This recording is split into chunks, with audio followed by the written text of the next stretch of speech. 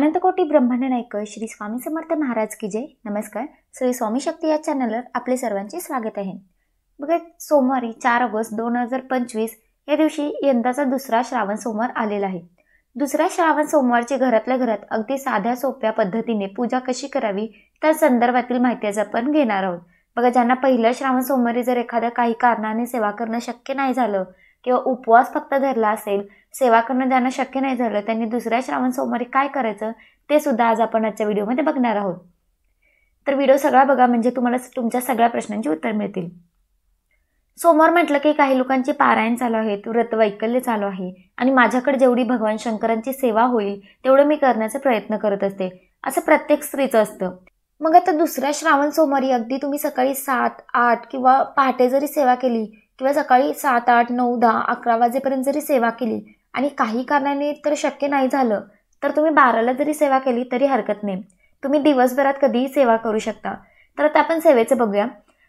सेवा बघा, तुम्ही ज्यांना काही शक्य होत नाही त्यांनी फक्त ओम नमः शिवाय या मंत्राचा जास्तीत जास्त मंत्र जप करायचा आहे. त्याचबरोबर शिवलीला अमृत ग्रंथाचं तुम्हाला 11 अध्याय पठण करायला विसरू नका. शिवचालिसा किंवा शिवअष्टोत्तर नामावली, शिवस्तुती या ज्या काही सेवा तुम्हाला भगवान शंकरांच्या माहीत आहेत त्या तुम्ही श्रवण कराव्या, काही तुम्ही पठण कराव्या. आणि बऱ्याच घरात शिवलीला अमृताचे पारायण चालू आहे. ज्यांना काही करणे शक्य होत नाही त्यांनी आवर्जून सोमवारी शिवलीला अमृताचा 11 अध्याय पठण करू शकता. शिवलीला अमृताचा 11 अध्याय पठण केल्याने आपल्याला रुद्र पठण केल्याचे फळ मिळतं आणि त्याला आज ब्रह्मानंदाची प्राप्ती होते असं म्हटलं गेलं आहे. तर आता आपण बघूया की शिवमूठ कुठली आहे, ती कशी अर्पण करावी आणि दुसऱ्या श्रावण सोमवारची सेवा कशी करावी, पूजा कशी करायची. सर्वप्रथम आपल्याला संकल्प करायचा आहे. आता संकल्प कोणी करायचा? ज्यांनी पहिल्या श्रावण सोमवारी भगवान शंकरांची पूजा केली नाही किंवा काही कारणाने तो मासिक धर्म असो, सुतक असो, विटाळ असो, ज्या काही अडचणी असेल त्यांच्यामुळे जर तुम्हाला संकल्प करणं शक्य नाही झालं तर तुम्ही आता दुसऱ्या श्रावण सोमवारी संकल्प करायचा आहे. आपल्याला उजव्या हातात पाणी घ्यायचं, त्याच्यामध्ये हळद कुंकू अर्पण करायचं, फूल ठेवायचं आणि तुमचं नाव गोत्र बोलायचं आणि भगवान शंकरांना प्रार्थना करावी. तुमच्या ज्या काही अडचणी आहेत त्या प्रार्थना करावी आणि सांगावं की नक्कीच तुम्ही तुमचा संकल्प करावा की माझ्या अडचणीतून मला मार्ग मिळू दे आणि मी जे काही श्रावण सोमवारचे 3 सोमवार आहेत ते माझ्याकडून जास्तीत जास्त सेवा करून घ्या, अशी प्रार्थना करायची आहे की जेणेकरून संकल्प आपल्याला होईल. संकल्प करत असताना तुमचं नाव गोत्र बोलायला विसरू नका. सर्वप्रथम दुसरा श्रावणी सोमवार आपल्याला पूजा करायची आहे. आता पूजा करत असताना काही कारणांनी महिलांना प्रदोषकाळी किंवा सकाळी पूजा करणं शक्य होत नाही. सकाळी म्हटलं की बऱ्याच आपल्या मागे गडबडी असतात, मग ते घरातले कामं असतं, प्रत्येक महिलेचं असतं की माझं काम सगळं झालं की मी निवांत सेवा करेल किंवा देवाची पूजा करेल. बघा, भगवान शंकरांची पूजा करण्याचा अतिशय शुभ काळ हा प्रदोषकाळ मानला जातो. प्रदोषकाळ म्हणजे कोणता? सूर्यास्त व्हायच्या आधी 1.5 तास आणि सूर्यास्त झाल्यानंतरचा 1.5 तास. खरं तर प्रदोषकाळ हा शुभच मानला गेला आहे, पण आपल्या सांसारिक माणसाच्या अडचणींमुळे किंवा काही जबाबदाऱ्यांमुळे आपल्याला करणं शक्य होत नाही. तर तुम्हाला जसं शक्य होईल तसं तुम्हाला भगवान शंकरांची उपासना करायची आहे.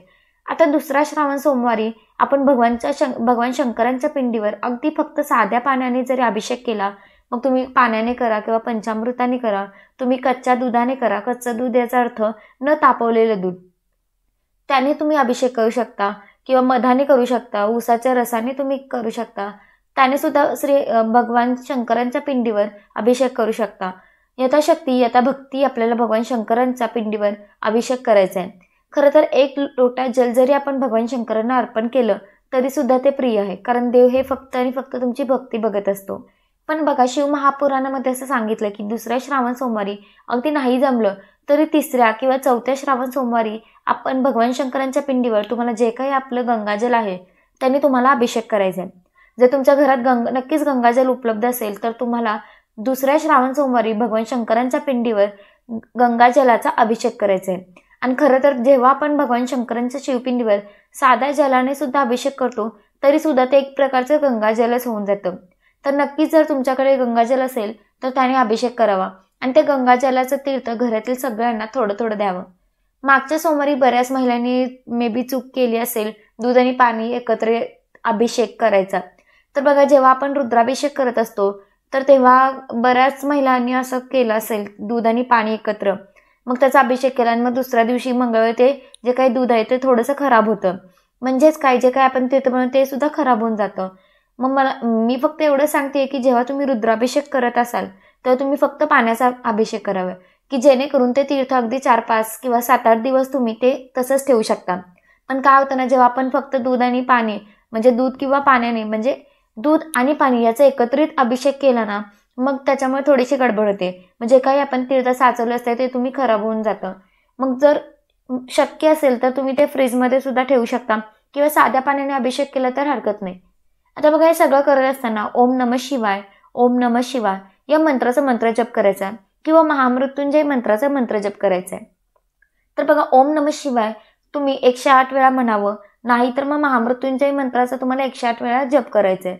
मग तो तुम्ही 108 वेळा करा किंवा जसं जमेल तसं तुम्हाला त्या पद्धतीने करायचं आहे.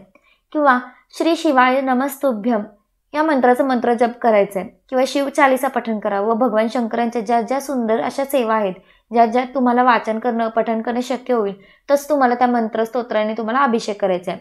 आणि ज्यांना काही करणं शक्य होत नाही त्यांनी ओम नमः शिवाय या मंत्राचा मंत्र जप करून अभिषेक केला तरी हरकत नाही.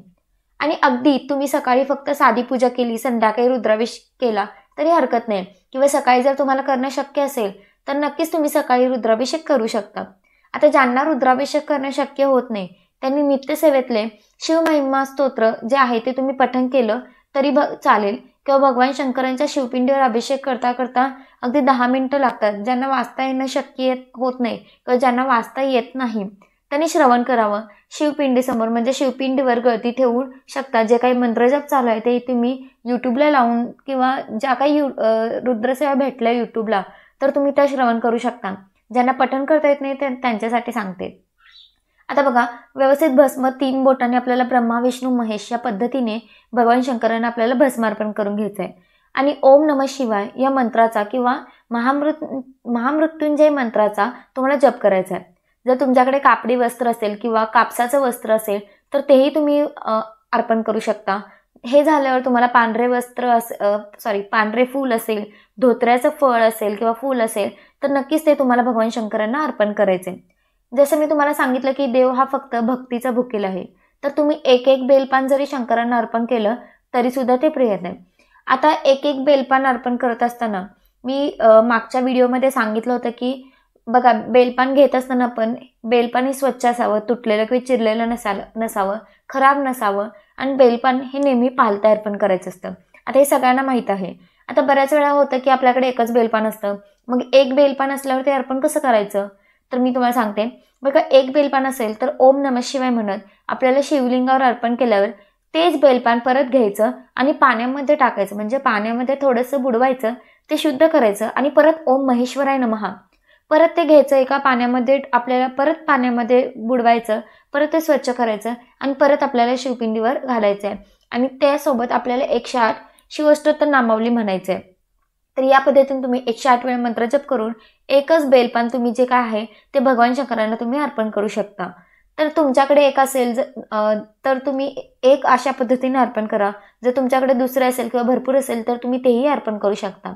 पण नक्कीच बेलपान अर्पण करताना भगवान शंकरांना व्यवस्थित अर्पण करावं. तुटलेलं, चिरलेलं किंवा घाण असलेलं बेलपान अर्पण करायचं नाहीये. काही कारणांनी आपल्या पहिल्या सोमवारी भगवान शंकरांची पूजा करणं शक्य नसेल झाले, मग तो मासिक धर्म असो किंवा गावाला जाणं असो, विटाळ असो, सुतक असो, मग अशा वेळेस काय करावं तर बघा, नक्कीच तुम्ही दुसऱ्या सोमवारी पण तुम्ही संकल्प करू शकता ज्या पद्धतीने मी मगाशी सांगितलं आहे. आणि तुम्ही दुसऱ्या सोमवारी सुद्धा भगवान शंकरांची पूजा करू शकता. एवढंच आहे की संकल्प तुम्हाला दुसऱ्या सोमवारी करायचा आहे. आता ज्या काही तुमच्या मनोकामना आहेत त्याच्यासाठी तुम्ही संकल्प केले असेल तर भगवान शंकरांना प्रार्थना करायची. आता बघा, पहिल्या श्रावण सोमवारी शिवामूठ ही तांदूळ होते. आता दुसऱ्या श्रावण सोमवारची शिवामूठ ही तीळ आहे. आता जेव्हा बघा, भगवान शंकर हे पितरांचे सुद्धा देव आहेत. पितरांचे कार्य करण्यासाठी आपल्याला तिळांची गरज पडते. पण हे श्रावण सोमवारची जी शिवामूठ आहे तरी पांढरी तीळ आहे. आपल्याला घरात एकदम आपल्या पटकन मिळून जाईल तर पांढरं तीळ हे आपल्याला शिवामूठ म्हणून अर्पण करायचे. शिवामूठ अर्पण करताना मूठभर तीळ घ्यायचे, भरपूर अशी तीळ घ्यायचे. शिवामूठ आपल्याला 3 वेळा अर्पण करायचे असते. आणि शिवामूठ आपल्याला कोरडे अर्पण करायची नाहीये, म्हणजे थोडंसं ओलं करत ते तुम्हाला अर्पण करायचं आहे. शिवामूठ अर्पण करताना एक मंत्र म्हणायचा आहे, तो मी तुम्हाला डिस्क्रिप्शन बॉक्समध्ये देते. तो मंत्र बघा, शिवा शिवा महादेवा माझी शिवामुठा ईश्वरा, देवा सासू सासरे दीर भावानंद जावा भ्रतारा, न आवडतीची आवडती कर रे देवा. हा मंत्र तुम्हाला म्हणायचा आहे आणि 3 वेळा तुम्हाला शिवमूठ अर्पण करायचं आहे. शिवमूठ अर्पण करत असताना जे काही धान्य आपण भगवान शंकरांच्या शिवपिंडीवर अर्पण केलं ते थोडंसं ओलं करायचं आहे आणि नंतर हा मंत्र जप करून आपल्याला 3 वेळा शिवामूठ अर्पण करायचं आहे. शिवामूठ अर्पण केलेली ही तुम्हाला लगेच काढायची नाही आहे. अगदी तुम्हाला गावाला जायचं असेल किंवा काही अडचण असेल तर तुम्ही संध्याकाळी काढून ठेवू शकता. पण शक्यतो काढूच नका. दुसऱ्या दिवशी तुम्हाला हे काढून घ्यायचं आहे आणि हे तीळ आहे तर नक्कीच हे तीळ थोडंसं वाळवून घ्यायचं आहे आणि त्या तिळावर तुम्हाला अजून तीळ ठेवून ते तुम्हाला दान करायचं आहे. कारण शिवामूठ आपण भगवान शंकरांना दान करायचं असतं. शिवामूठ हे व्रत हे एक दानाचंच व्रत आहे. म्हणून शिवामूठ अर्पण करताना भरपूर अशी मूठभर शिवामूठ मुठीतच त्याचा अर्थ आहे की मूठभर आपल्याला शिवामूठ अर्पण करायचे आणि तीच घेऊन तुम्ही स्वच्छ करून अगदी खूपच ओली झाली असेल तर ती तुम्ही निर्माल्यात टाकून देऊ शकता किंवा जर तुमच्याकडे जागा असेल तर एका कुठल्या पण जागेवर तुम्ही खड्डा करून ते तुम्ही टाकू शकता. पण जर व्यवस्थित असेल तर तुम्ही मात्र त्रिदान करावं. आपल्याला माहित आहे की 1 तीळ 7 जणांनी वाटून खाल्ली होते. तर आपल्याला हेच शिकवतं आपल्या अध्यात्म आणि संस्कृती सुद्धा की दान किंवा एखाद्या गोष्टीचं आपण जेव्हा समर्पण करत असतो तेव्हा त्याचा फायदा आपल्याला खूप जास्त प्रमाणात मिळत असतो. तर या पद्धतीने आपल्याला पूजा करायची आहे. भगवान शंकरांची कर्पूर आरती शिवाय आपल्याला भगवान शंकरांची पूजा पूर्णच होत नाही. तर नक्कीच आपल्याला कापूर आरती सुद्धा म्हणायची आहे. तर आता कापूर आरती मग तुम्हाला जी भगवान शंकरांची येते ती तुम्ही म्हणू शकता. म्हणजे नित्यसेवेच्या पुस्तकात आहे ती म्हणू शकता किंवा आपण जी नेहमी शंकरांना आरती करतो ती तुम्ही म्हणू शकता.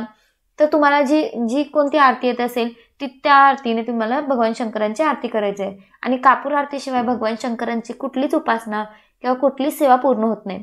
तर नक्कीच तुम्हाला कापूर आरती करायची आहे. तर अतिशय साध्या पद्धतीने आपल्याला भगवान शंकरांची दुसऱ्या श्रावण सोमवारची पूजा करायची आहे.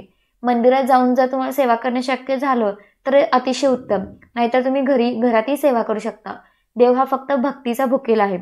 आता नैवेद्य काय अर्पण करावं तर बघा, नक्कीच तुम्ही साखर ठेवली तरी चालेल, कुठलंही फळ ठेवलं तरी चालतं. तुम्ही जे उपवासाचे जे खिचडीचे पदार्थ आहेत ते तुम्ही ठेवू शकता. संध्याकाळी सकाळी पण आरती करावी. पण नैवेद्य आरती करावी जी तुम्हाला भगवान शंकरांची आरती आवडते करायला शक्य होईल ती तुम्ही आरती करू शकता. आणि दहीभाताचं नैवेद्य दाखवून तुम्ही तुमच्या घरात जी काही चालीरीती आहे त्या पद्धतीने तुम्हाला करायचं आहे. अर्थात भगर म्हणजे वरई उपवासाला चालत नाही किंवा काही ठिकाणी तिखट खात नाहीत तर काही ठिकाणी बिना मिठाचे उपवास केले जातात. तर तुम्हाला ज्या पद्धतीने शक्य होईल किंवा तुमच्याकडे जी पद्धत आहे त्या पद्धतीने तुम्ही करायचा प्रयत्न करा. तर बघा, झालेलं सर्व मी महाराजांच्या चरणी रुजू करते आणि आजचा व्हिडिओ मी इथंच थांबवते. जर व्हिडिओ आवडला असेल तर व्हिडिओला लाईक करा. चॅनलवर नवीन असेल तर चॅनलला सबस्क्राईब करा आणि व्हिडिओ भरपूर लोकांपर्यंत पोहोचवा. तोपर्यंत श्री स्वामी समर्थ.